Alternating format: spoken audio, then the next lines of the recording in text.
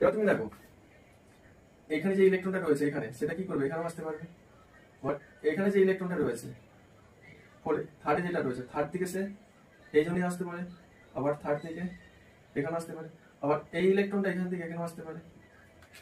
এবার দেখো এখানে যে ইলেকট্রনটা রয়েছে, যে এখানে এই ইলেকট্রনটা এখান থেকে ডিরেক্ট গ্রাউন্ডে আসতে পারে, এখান থেকে ইলেকট্রনটা এই জন্য আসতে পারে, এখান থেকে ইলেকট্রনটা এই জন্য আসতে পারে, আবার এই ইলেকট্রনটা এখান থেকে গ্রাউন্ডে আসতে পারে, আবার এই ইলেকট্রনটা এখান থেকে এখানে আসতে পারে, আবার এই ইলেকট্রনটা এখান থেকে এখানে আসতে পারে। ঠিক আছে, এটা হয়ে গেল। এবার এইটা রেসপেক্টে আসবে, কাউন্ট করে দেখো 15 আসবে শেষে আলটিমেট। আমি তোমাদেরকে শিখিয়ে দিচ্ছি কিভাবে হয় অ্যাকচুয়ালি, এক্সামের সময় কাউন্ট করে কোশ্চেন না, ট্রিক্সটা অ্যাপ্লাই করে চলে আসে।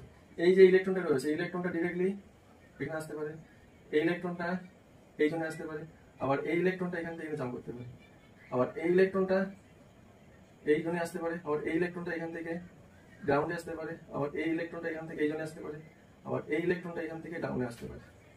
ঠিক আছে, আবার এই ইলেকট্রনটা এখান থেকে এই লেভেলে আসতে পারে এখানে, আর এখান থেকে ইলেকট্রনটা গ্রাউন্ডে আসতে পারে ডাইরেক্ট, এখান থেকে ইলেকট্রনটা এই জন্য আসতে পারে, এখানে আসার পর আবার এখানে ট্রান্সমিট হতে পারে, আবার এখান থেকে ইলেকট্রনটা এই জন্য আসতে পারে, এখান থেকে ইলেকট্রনটা ডিরেক্ট গ্রাউন্ডে আসতে পারে, আর এখান থেকে ইলেকট্রনটা এখানে আসতে পারে, আবার এখান থেকে ইলেকট্রনটা গ্রাউন্ডে আসতে পারে। কাউন্ট করে দেখে 15 হয়ে যায়। জাম্প করে করে করে আসছে যতগুলো পসিবিলিটি রয়েছে, এগুলো কাউন্ট করে দেখবে, সেটা আলটিমেট 15 পাবো।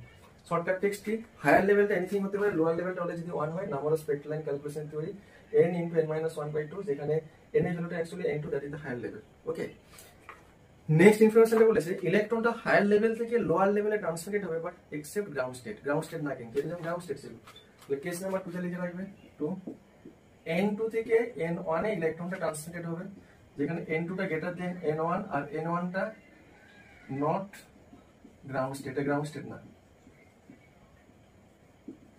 গ্রাউন্ড স্টেট রেস্ট যে কোনো লোয়ার লেভেলে আসতে পারে।